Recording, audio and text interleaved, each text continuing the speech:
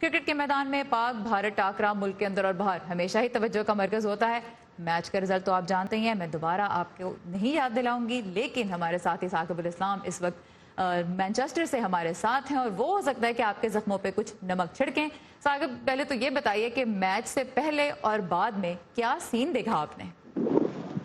بالکل سارا، یہاں اتنا بڑا میچ تھا اور اتنا ہی بڑا جشن تھا، اتنی ہی زیادہ تیاریاں تھی۔ یہاں پر پاکستانی کمیونٹی خاص طور پہ زیادہ بستی ہے اور یہیں پہ کھڑے ہیں جہاں پاکستانی کمیونٹی کا گڑھ ہے، جسے بمسلو روڈ کہا جاتا ہے، اور یہ وہی جگہ ہے جہاں پر پاکستانی کھلاڑی اور کچھ بھارتی کھلاڑی بھی میچ سے ایک رات پہلے پائے گئے تھے۔ اس پہ شعیب ملک کے یہاں ہونے پر کافی چرچا بھی ہوا تھا کہ یہ کیوں وہاں پہ رات کو گئے میچ سے پہلے۔ بٹ اینی ویز تیاریاں بہت زیادہ تھی، پاکستانی کمیونٹی نے بسیں تیار کی تھی، خاص طور پر پاکستانی جھنڈے سجا کر، پاکستانی جو لڑکے تھے انہوں نے اپنی گاڑیوں پہ پاکستانی جھنڈے لگائے، شرٹیں پہنی، اور بہت ایک جشن کا سما تھا میچ سے پہلے۔ لیکن پھر جب میچ ہوا، بیچ میں بارش ہوئی، کچھ امیدوں پر بھی پانی پڑا، اور جب میچ ختم ہوا تو پاکستانی کمیونٹی تو اپنے اپنے گھروں کو لوٹ گئی، لیکن بھارتی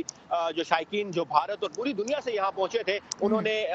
جشن منایا، اور وہ یہیں آ کر انہوں نے بالکل، اور یہاں جو پاکستانی کمیونٹی اور بھارتی کمیونٹی کے علاقے یہیں آ کر انہوں نے پھر رات کو کھانے کھائے اور پوری رات یہاں پر بھارتی کمیونٹی کے لوگ شرٹیں پہن کر نعرے لگاتے ہوئے گھومتے پھرتے رہے۔ یہ مجھے بتائیے کہ پاکستان کی ٹیم نے تو بات کی، کیپٹن سرفراز نے بھی، کہ کیا غلطیاں ہوئیں اور کیا ان کو بہتر کرنا چاہیے، لیکن اصل تو وہ تبصرے ہوتے ہیں جو کمیونٹی میں جو لوگ آپس میں کر رہے ہوتے ہیں۔ تو اب کس قسم کی حکمت عملی ٹیم کی بھی ہوگی اور لوگ کیا دیکھنا چاہ رہے ہیں اب؟